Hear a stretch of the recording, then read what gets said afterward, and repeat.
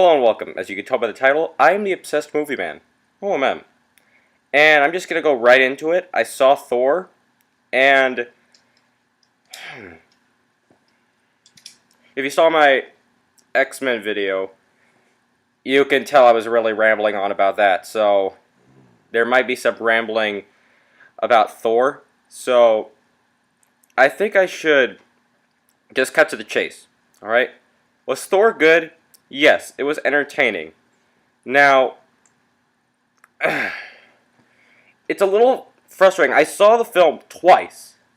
Once with a friend, another time with family member. I already forgot. And I saw it in regular 2D. I could tell it didn't need to be in 3D just by watching the 2D involvement. And this is a difficult film because it's not bad. It's not. Even though I was a little bit nervous about it, as you could tell by the X-Men video at the end, I was skeptical because this was Marvel's main focus. They're trying to put an actual god. I'm pretty sure I'll be corrected on that. I know he's probably not technically a god, but he was worse, whatever. They're putting a magical being, like from another dimension or something, into the world of Iron Man and Hulk, where there's science. You're going a little bit more and more obscure. You went from scientist with robotic armor to a Jekyll and Hyde kind of guy, the Hulk. And now you're actually bringing in a god. God of Thunder, from Norse mythology to be precise. And like I've said many times, I've mostly read the only Batman Spider-Man comics. So I have not really read Thor. I have read the mythology. And it's pretty, from what I guess, it's basically halfway the same. But, alright. You should probably know the plot by now. But in case you don't, here's the basic thing. Thor's a whiny little prince who's used to getting everything he wants. He doesn't get what he wants. He yells at his father and he's banished to Earth. That's basically it. And he has to learn a lesson. Nothing really original. This has been done in many mythology stories. Some in movies, but mostly in mythological stories when, you have a god or goddess who's banished to Earth, usually a god. And they have to learn a lesson. Alright, so this is a pretty old story. Let's see, you have Natalie Portman in this film, which I don't want to say she's out of place, but it just seems weird seeing her in this film. I don't know why. It's like, I'm not sure if this is going down from Black Swan. But she does do a really good job, actually. I'm actually gonna kind of quote the Spoonie one right now. I watched one of his opinions on this, and I probably shouldn't be doing that because that might influence my own, but I actually started working on this before. But he says that when you see Natalie Portman smile, you just can't help but smile back, and I agree. She just seems to have this like positive presence in this film.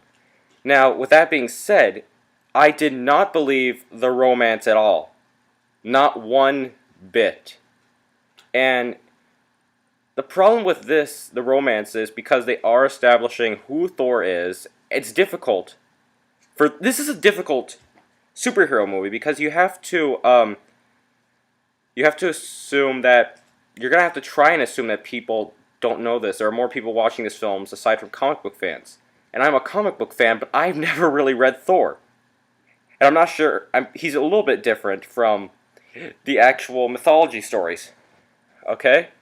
So, they had to set up who Thor is, they had to set up the Avengers, and they just didn't have, I don't think they had room for a romance. They shouldn't have really tried that, maybe. Maybe they could have hinted at it, like there's I'm sorry, this might have some spoilers. Alright, so pause, click off now. Okay, you should probably be gone by now. Alright.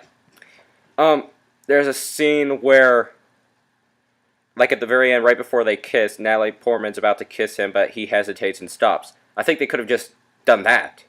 That would have been a little bit more effective, but it's going to be a little difficult when you have the actual Avengers and all these characters around. You're going to have love interest for Hulk, love interest for Iron Man, possibly for Pepper Potts, I don't know. And love interest for Thor. So it's going to be difficult to jumble all these characters. So I am a little bit nervous with how the Avengers is going.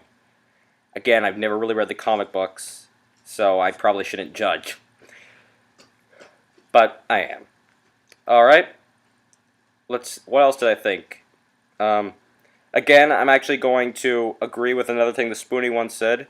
He actually pointed out that the very beginning scene, which was when they went to Jotunheim, the frost giant's lair, he says that it looks like a soundstage, basically. Or, yeah, soundstage, I think it was. And, yeah, I agree. It looked pretty bad. But it got better, alright? You sort of had a little bit of shaky camera fighting, but near the end it started to get better, so I'll let it slide. Another pointless thing, even for someone like me who hasn't really read the Avengers that much, they introduced Hawkeye for some reason. And I'm like, okay, this might be pretty interesting. Is Hawkeye gonna knock Thor out with the bow and arrow, like right after he fails to get the thing? What's his name? The agent guy. Coulson. Is Coulson going to say to Hawkeye, alright, this party's over, knock him out? But no, he just puts down the bow. It was an interesting introduction, but it was handled pretty poorly, in my opinion. Yeah, you're going to have him in the Avengers, I'm pretty sure, but you don't have to introduce him now. It's not like he's Black Widow. Anthony Hopkins, I'm not sure if this is, again, like if this is going down in his career. I'm not sure. But I actually think he was pretty well cast for Odin. I could picture him as Odin. I was expecting him to do like a Hannibal Lecter. No, I'm kidding. I wasn't expecting him to do it, but that'd be kind of funny. He's like, Thor, I ate his liver with some fava beans and a nice Chianti. No, I can't do that. But I think he was okay, but at times he didn't seem like he wanted to be there. I don't know why. I think that might be the reason why they put Odin time in there. He seemed like he was actually falling asleep from the plot. Alright, but he did okay. Alright. Loki, good. Really good. I did not expect them to have him be in the costume for a good majority of the film, but he is. He has and it does look a little weird for him to have that kind of thing. Usually they kind of get rid of the goofiest part, but the most recognizable part of a villain or hero. But they kept him wearing that big helmet thing with the horns, and I was really glad of that. Loki was handled amazingly better than Son of the Mask, even though that film doesn't exist. Never mind. Alright, again,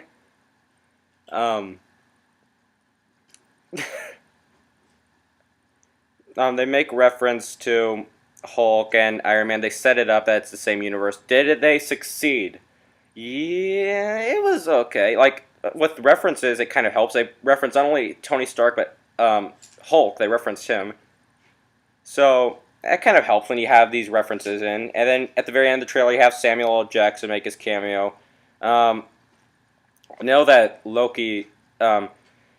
again, this is the spoilers. Loki is alive because he is the one. I actually know this. He is the one for creating the Avengers, basically, the villain who did it. And I'm guessing that's what they're going to do with the Avengers. I did not get the ending, alright? So, I'm just going to hope that they do it, but I'm a little bit nervous. They're putting in all these major plot things. I'm actually curious what exactly is the Avengers being made for. I'm hoping that they are going to I hope they have a good script. But yeah, Thor was good. Yeah, I don't have any decorations or outfits. I had a Viking helmet, but I can't find that. So, I'd say check it out. I give it 4.5, Four hammers. Mjorna. I can't pronounce it. 4 hammers out of 5. All right. This is O.M.M. signing out.